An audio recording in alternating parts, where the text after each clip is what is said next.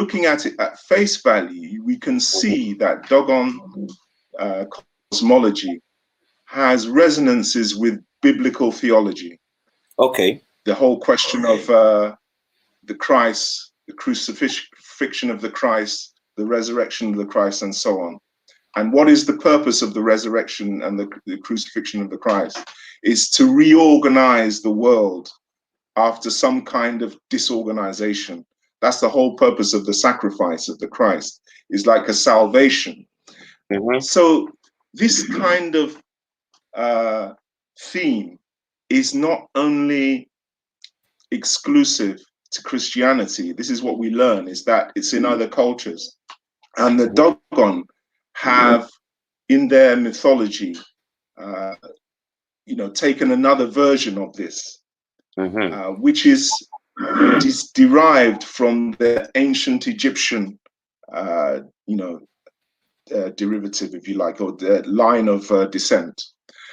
So the Dogon idea is that in the beginning, there was a primordial egg, which in which resided the supreme being, Amma. And this egg was existing in a void, in nothingness. In fact, it says that Amma rested on nothing, is to say that this was in a complete void. And this egg contains the potential for the creation of all of the universe. So within this egg is the embryo of the universe, literally. So all of the poetic imagery of procreation is there within the Dogon. Absolutely. And within this egg, within this egg is what we call the womb of the world. And there's a picture which the Dogon show. The womb of the world is this. I don't know if you can see it. It's quite hard to kind of see, but it's sort of, but you might be able to get it clearer. You can see that? You can see the page number? Or bird's egg, yeah. And it's all it is basically an egg shape divided into 4 parts with the 4 elements: air, fire, earth, water at the corners. Excellent. And we might remember in ancient Egyptian, what page in the book? We might remember that in ancient Egyptian cosmology, they had a similar plate with the 4 elements: air, fire, earth, and water. So this is the womb. This is called the primordial egg and womb of all world signs. So this contains 10 signs. You can see these little lines in there. Dr. Kamalu, you carry on with the explanation. I'll show the viewers. Yeah? Absolutely, yeah, sure. So basically you can see in there are 8 crooked lines in 4 sectors. And there are kind of 2 crosshairs. So those 8 plus the 2 crosshairs make up the 10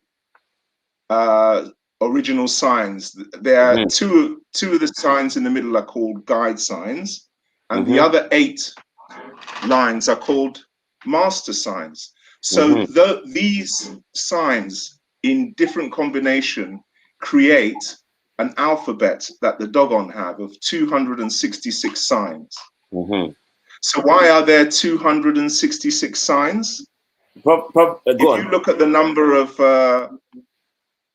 days in the from the conception to the birth of a child, there are 266 days, more or less.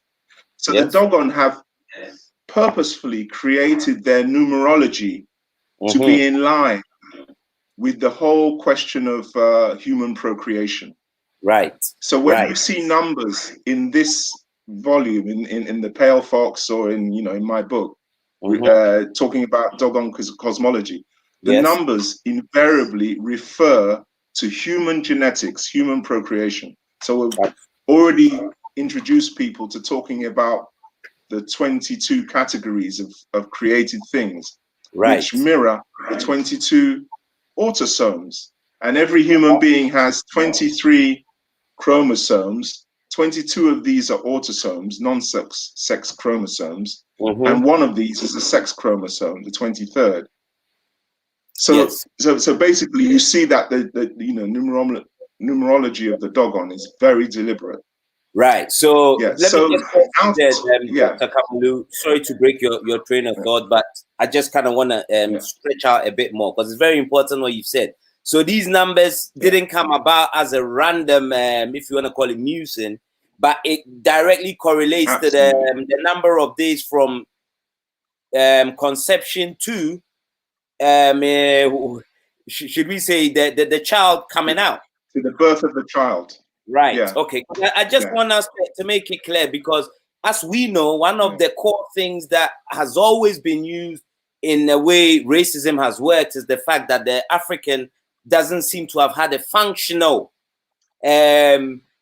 understanding or use of their brain, if you will. You know, they were just enjoying the sunshine and eating mangoes of the trees. You know, so what I want to pull out for all the viewers on this call is to understand the basics, that what we could very clearly and quite easily map onto as the scientific basis of what we can generally term as African spirituality. So that's what the 266 numbers there, as you've correctly told us. Yes, please it's a very scientific number. It's 266. And the reason why we can say that it denotes, you know, the gestation period or the period from the conception to birth is because when we look at all the other numbers, when we read this text and go through all of the other instances where they use numbers or numerology, and also the whole theme of you know, their creation mythology, it's very closely related to human procreation, human multiplication, the multiplication of beings. So we know that 266 is not an accident.